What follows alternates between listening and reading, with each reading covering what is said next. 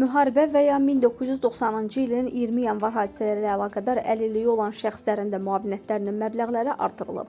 Prezident İlham Əliyevin sosial müavinətlərin artırılması haqqında fərmanına əsasən müavinətlər aşağıdakı qaydada ödəniləcək. Orqanizmin funksiyalarının 81-100% pozulmasına görə əlilliyi müəyyən edilmiş şəxslərə 600 manat. Orqanizmin funksiyalarının 61-80% pozulmasına görə əlilliyi müəyyən edilmiş şəxslərə 500 manat. Orqanizmin funksiyalarının 31-60% pozulmasına görə əlilliyi müəyyən edilmiş şəxslərə 400 manat.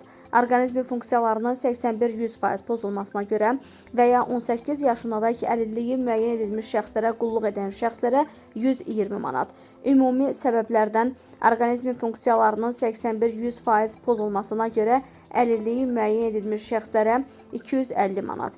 Ümumi səbəblərdən orqanizmin funksiyalarının 81-100% pozulmasına görə əlilliyi müəyyən edilmiş şəxslərə 350 manat.